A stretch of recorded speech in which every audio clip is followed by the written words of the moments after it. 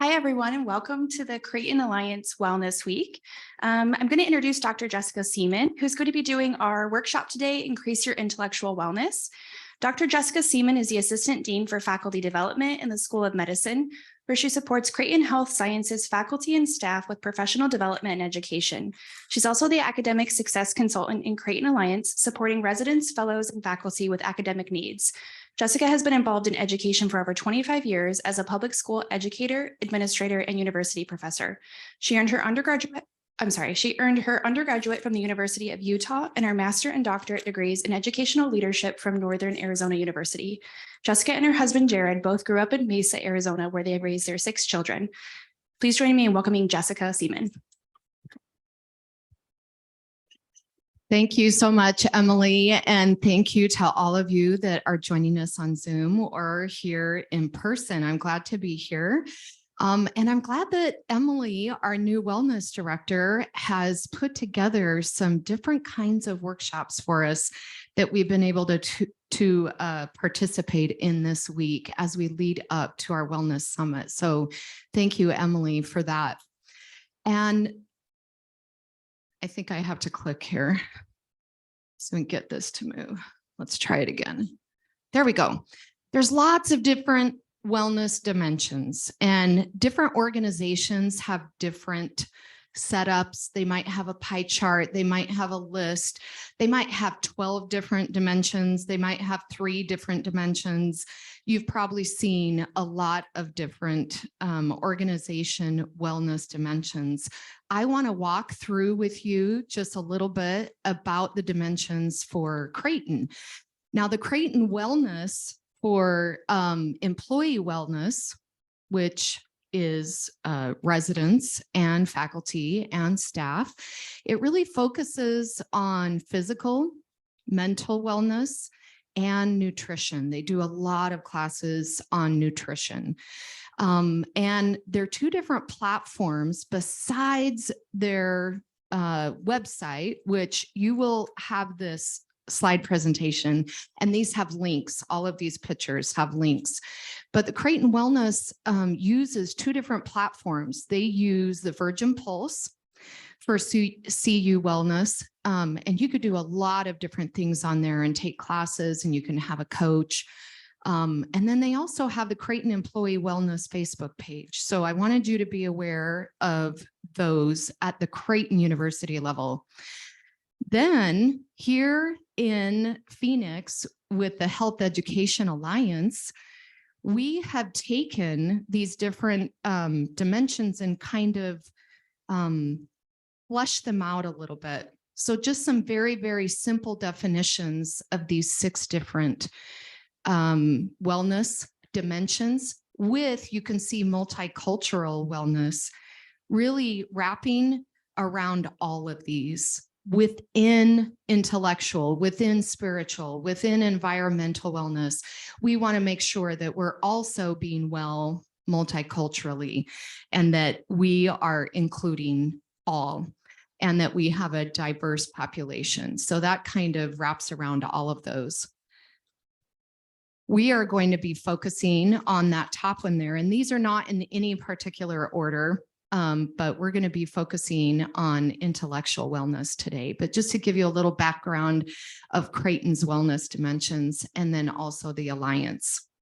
So the Alliance Wellness Team, which has members of each of the different programs, has administrators, has staff on our team. We took each one of these dimensions, and then we started with a very, very simple definition. So for intellectual wellness, our very simple definition was recognizing creative abilities and finding ways to expand our knowledge and skills. And then we took that very simple definition, and then we fleshed it out a little more, and we drilled down a little more, and we got an expanded definition. Now, we're not going to cover everything in this expanded definition today, but we are going to be focusing on knowledge and skills through effort and lifelong learning. And that's what we're going to be talking about today as we talk about our intellectual wellness. So we're going to play a game. You're going to need your phone. So get your phones out.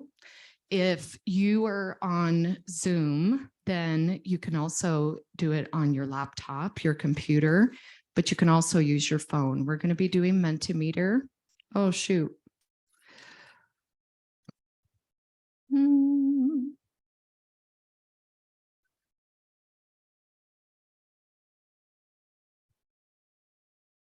What happened?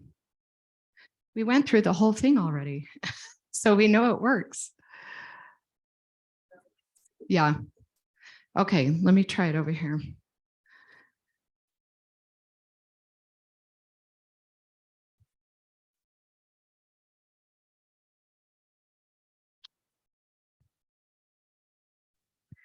If we can get the code up or the QR code, then I'll have you take a picture of it.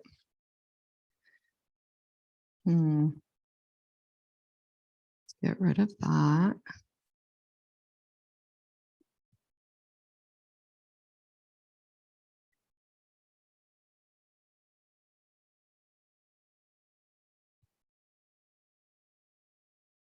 And go back.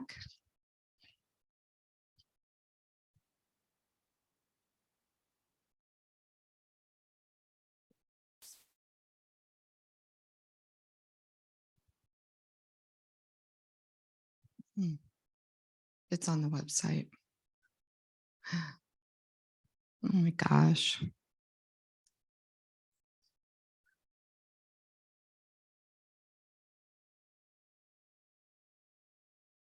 Okay, let me try logging in.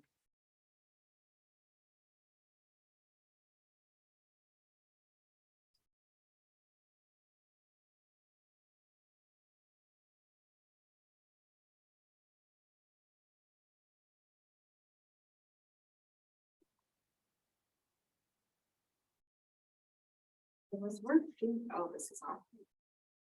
Do you want to do a little more? Yeah, we just won't do the, we just won't do the questions. Let's get the questions.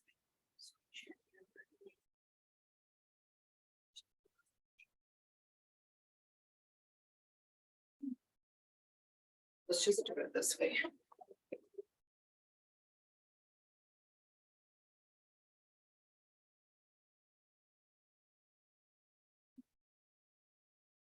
We were practicing with the Mentimeter, so thanks for your patience.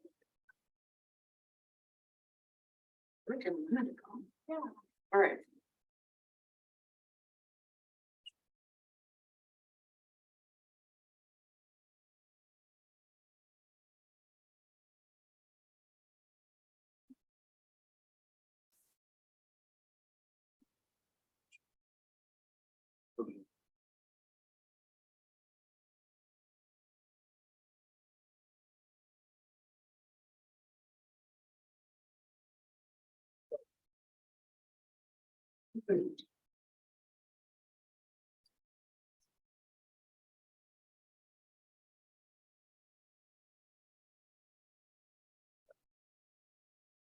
Man, there was Nice.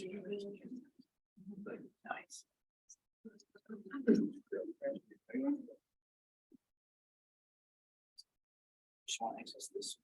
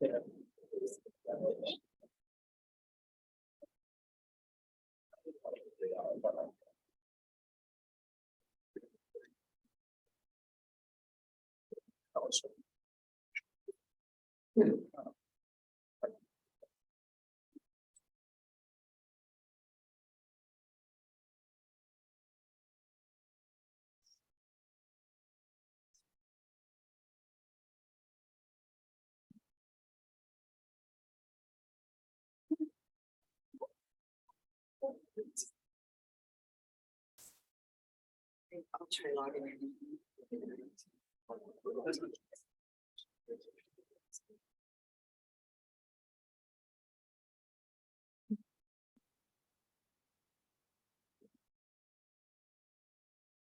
I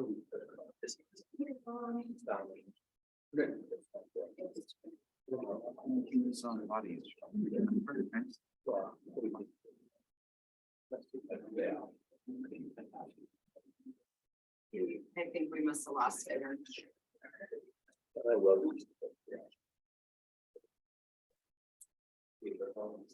Maybe stay close, right? Okay, okay. So let's go through this again. Here we go.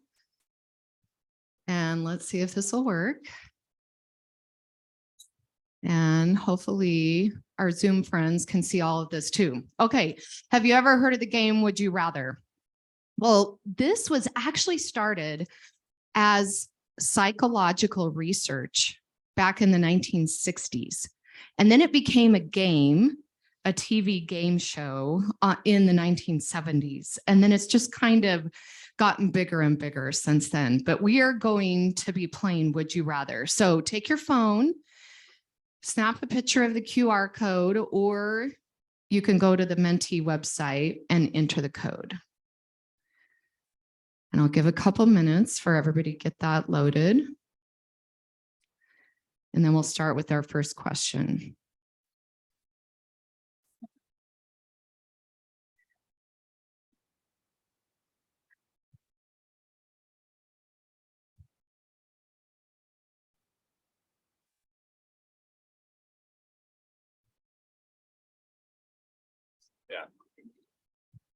All right, I can see over a dozen people on, so we're going to get started. Now, it's a little bit easier to read when I show you the whole slide. So I've got a whole slide of the questions, and then we'll look at them in a little bit smaller version. But would you rather A, have a spouse that worships you, or B, have a spouse that sees your faults and helps you work on improving them?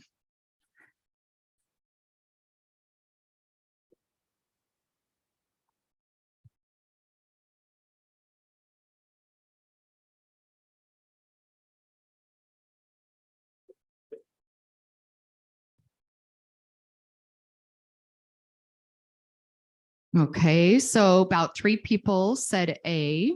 We've got 19 people that said B. Kind of keep in mind if you are answering A or B, okay? Just for yourself. Here's your next question. Would you rather have loads of success and validation or have lots of challenges?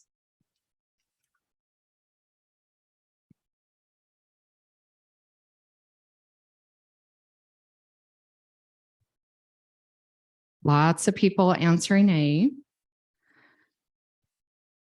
Couple people branching out to B. Here's your next question. Would you rather have relationships that bolster your ego or have relationships that challenge you to grow?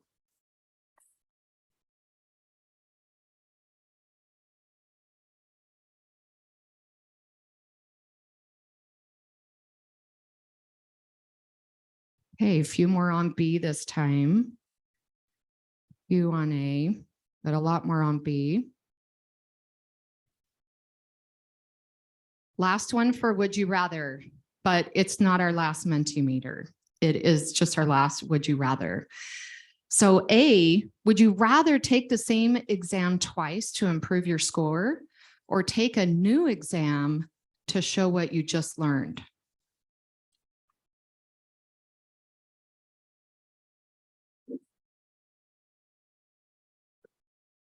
Ooh, this one is a little more split.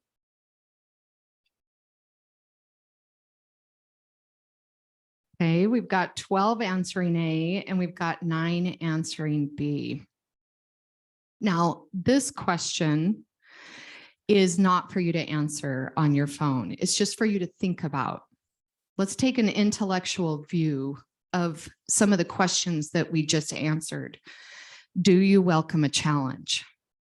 Just think about that for just a minute. Do you welcome a challenge?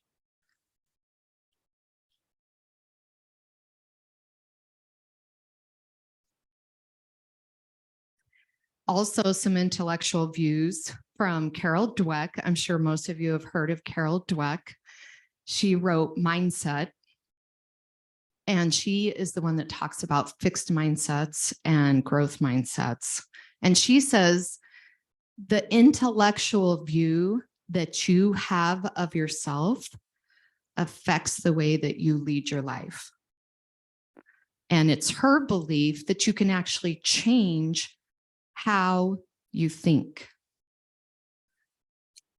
And she says, if you have a growth mindset rather than a fixed mindset, that challenges are actually exciting rather than threatening. So rather than thinking, oh, I'm going to reveal all my weaknesses to people, they're going to see the true me, you really say, wow, here's a chance to grow. The learners that are here or on Zoom, do you feel like you've been growing the last few years? A lot of challenges, right? So just a very quick snippet of just a little bit of fixed and growth mindset. In the challenges area, a person with a fixed mindset would rather not have a challenge. And a person with a growth mindset really embraces a challenge. They want a challenge because they want to become a different person. They want to become a better person by getting through a challenge. So just a little bit different between a growth and a fixed, but we can change our mindsets. We can change the way we think. Just for you for later, we're not going to get on this right now, but if you want to know what kind of mindset you have right now and what your mindset would be considered, you can actually get on mindsetworks.com and you can follow those cues and you can actually take a mindset test. But I just thought I'd throw that in there. All right, so back to your phone and answering this question. Let's talk about the IQ test a little bit. We have 5 choices. What was the initial purpose of the IQ test?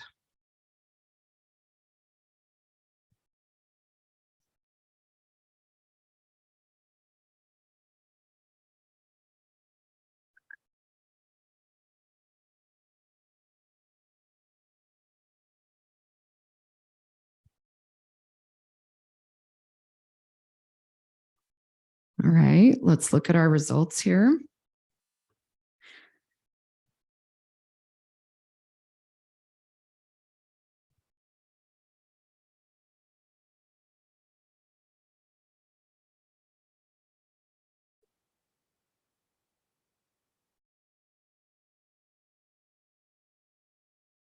Okay, one person has it right. The answer is Paris Public School District wanted to know, can we help these kids that are not getting everything they need? Let's figure out how to give them a test to see if they need some remediation. And if they do need some remediation, what kinds of things can we do for them to give them the remediation? So that's really what the IQ test was invented for. And it was in 1905, and it's kind of turned into something else, right? Since then. But Alfred Binet was the one that he was the psychologist that was asked to put together the IQ test with his research assistant, Seaman, in 1905. And they really put together the first practical IQ test. And really, why do I bring this up? Because even back in 1905, they believed that through education and practice, there could be some change in children's intelligence. They believed that if we find out what they're missing through this IQ test, and then we remediate in ways that are aligned with their type of intelligence, then we can change things for them and they can change things for themselves. And I believe it's still true that we can change our intelligence. Okay, here's another one. Which statement do you agree with most? Read the 3 statements and then mark on your phone which one you agree with the most.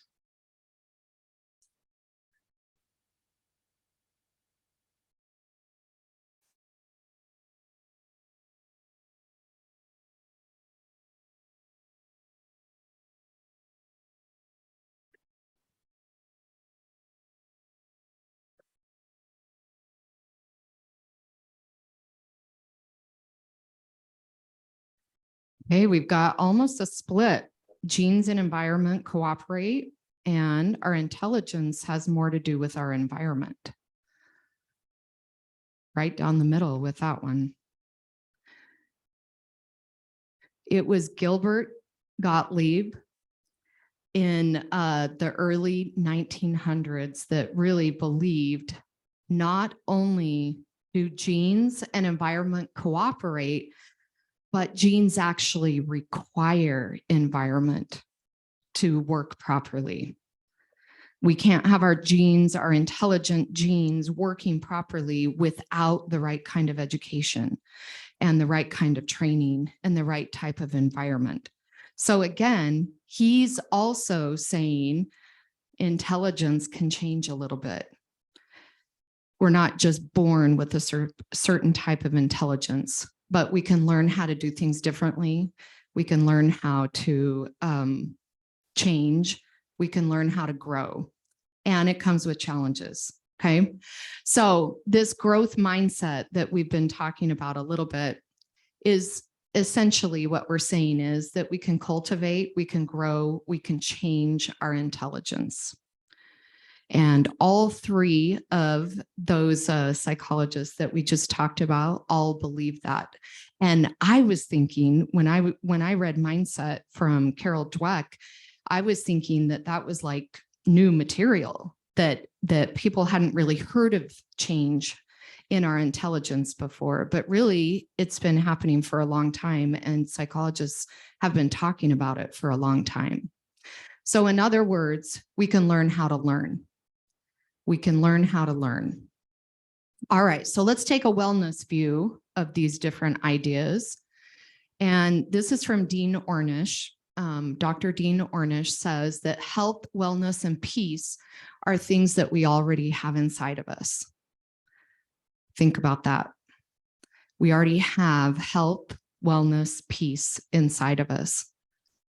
We don't have to get them, but we have to stop disturbing them.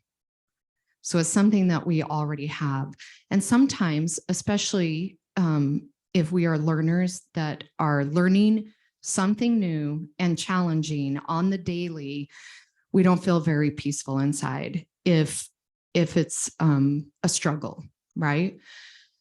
But we already have that kind of wellness and peace inside of us, but we have to stop disturbing it.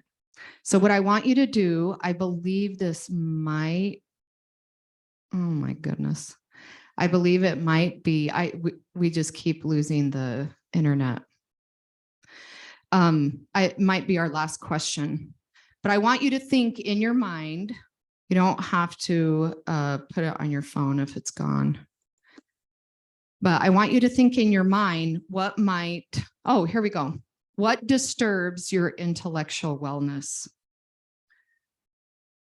What disturbs your intellectual wellness?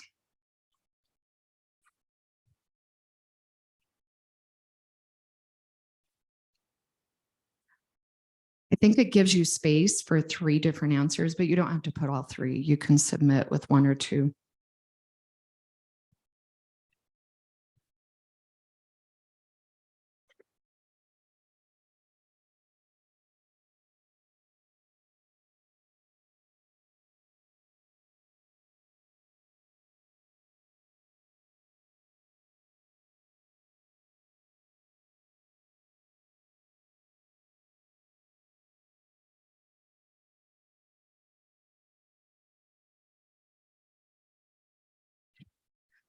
All right, so we've got a lot of stress. Multiple people have put that because it's our biggest one there. Ultrasound techs. Okay. It's a little bit personal. obligations that are outside of what we're trying to do intellectually. Okay. Lack of sleep for sure. Time. All of these things can add to disturbing our intellectual wellness, where we feel a little off kilter, we feel off balanced, we don't feel well. So let's start talking about how can we stop disturbing our intellectual wellness? What can we do? One of the things is that I always talk to learners about, and also faculty, is we've got to have a plan. You've got to have a plan. It's not going to just happen. You're not going to be able to study for a test or practice flashcards or get ready for the next day's patient cases without a plan. So we've got to have a plan. So the reason we need a plan is because learners are still taking ITEs every year. You're trying to get ready for national boards. You've got your own self-assessments or program evaluations happening. You're trying to get ready for clinical things the next day. And these are the 4 areas that I always talk to people about making a plan. So location, duration, information, and rejuvenation. So let's talk quickly about these 4. These are very, very simple. And you may be thinking, gosh, this is really like back to basics. This is stuff maybe I was doing in med school or when I was in undergrad.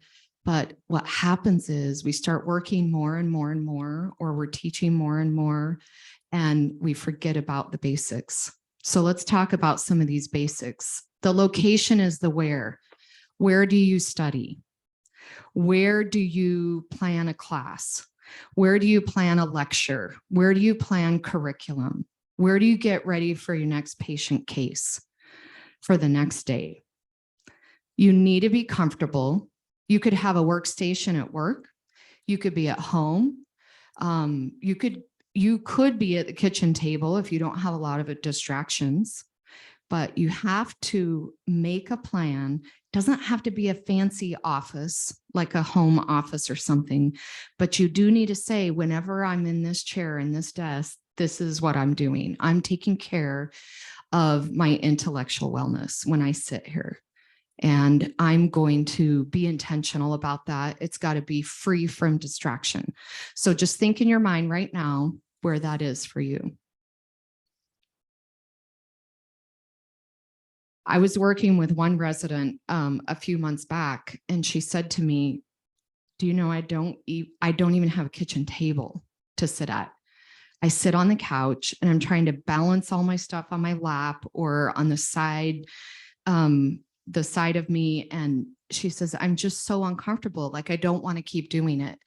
And we needed to be really intentional with her coming up with a plan of going to a store, getting just a cheap desk and chair that she could sit in that could be her own space for intellectual wellness.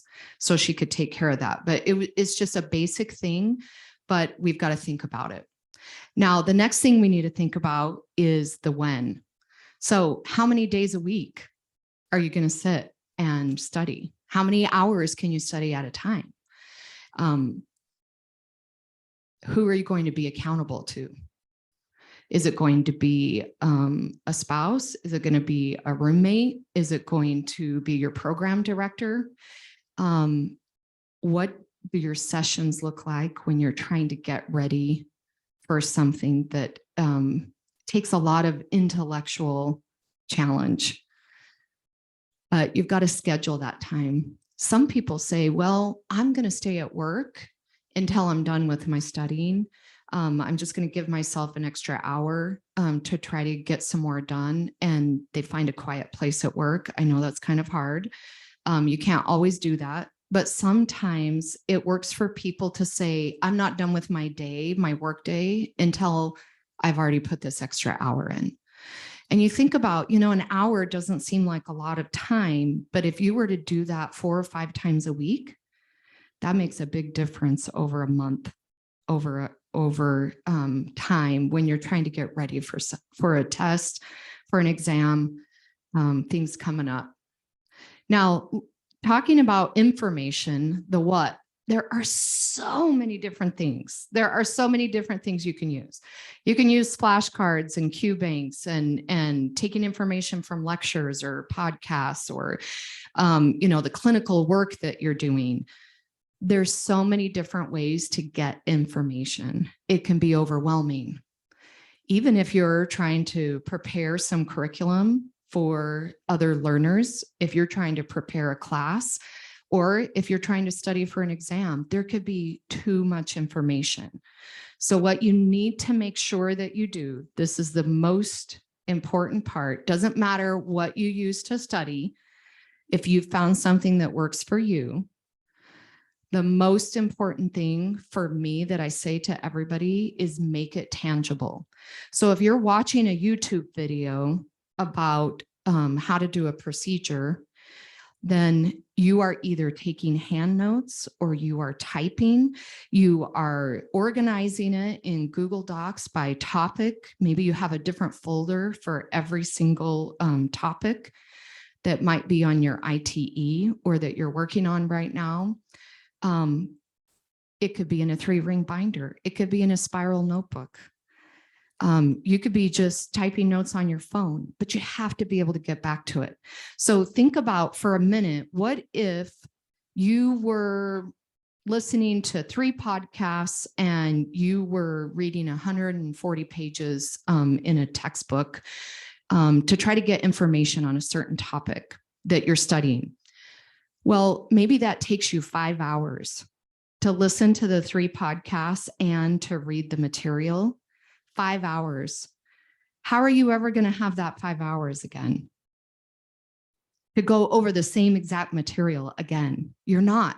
So you have to make it tangible enough that you can get back to it in a binder or on your computer or on flashcards, however you want to get back to it that makes the most sense for you. If you could turn 5 hours of studying and learning new material into 1 hour of review, then you've just saved yourself 4 hours of cramming right before a test or right before something major. Okay.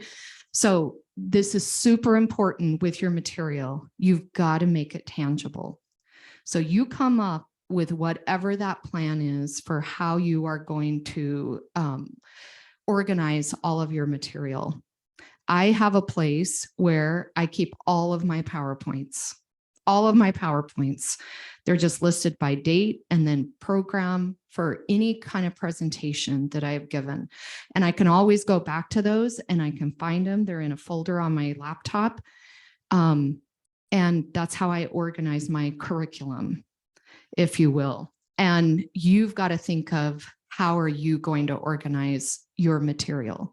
How are you going to make it tangible so that you are, and really, you might be thinking, well, when I do these 10 questions on the Q bank and I'm using the tutor mode, this is taking me a while. And now I've got to take notes on it. And now I've got to make flashcards on them. And now I've got to type something out. And you might be thinking, oh, it's going to take me so much longer to do that. But if you think about 5 hours could turn into 1 hour, you're really saving yourself time. So making sure that your information is tangible is super important, and be intentional about it. Like set something up that's going to work for you. And that's where I come in. If you need some help with accountability or some ideas, I can help you with that. Okay, rejuvenation. How do you take care of yourself? One thing that we have found in studies, doesn't matter what wellness dimension platform they're using or what kind of, how many different wellness dimensions an organization is using, studies show that if we're well in one area, it helps us be well in another. So if we're taking care of ourselves physically and through good nutrition, then we're going to be more well intellectually as well. So thinking about sleep, I know a lot of you want sleep, but some kind of exercise walking a pet, some kind of taking a break, doing something with family and friends. And one thing that I say with my learners is when you are thinking about what you want to do for rejuvenation, use it like a reward. So I have something planned on Saturday that maybe I'm going to go hiking with friends, but that means that Wednesday, Thursday, Friday, I need to get an hour of studying in. And then I can use that as a reward, and I'm going to go have a good time. And I'm not going to think about studying when I'm taking care of myself physically. Okay. So make sure you don't forget about this part. It's super important. All right. Some takeaway points. And then I've got some resources for you as well. But takeaway points, intellectual wellness is just one piece of all of those different dimensions.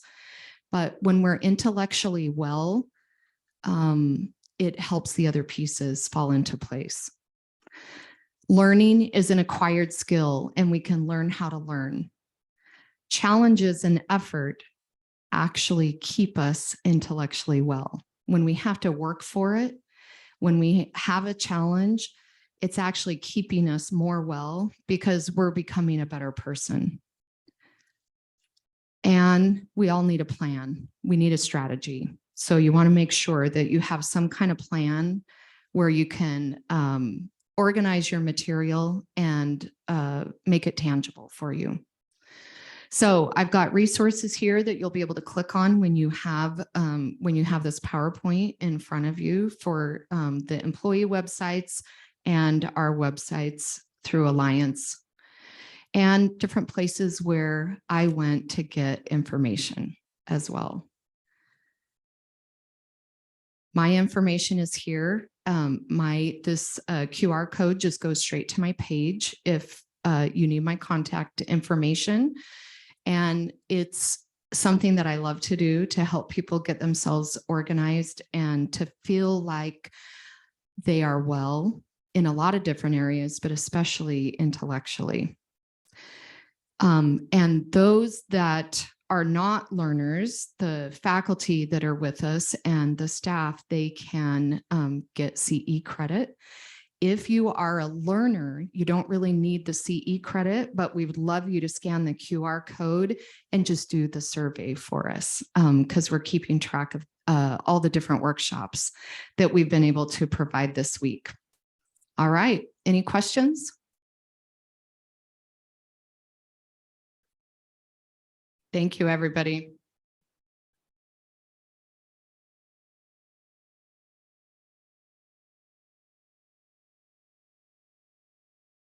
Thank you for joining us. I wanted to let you all know if you parked in the parking garage, you'll be able to validate your parking. So we have some stickers coming down for you now. So just hang out a few minutes.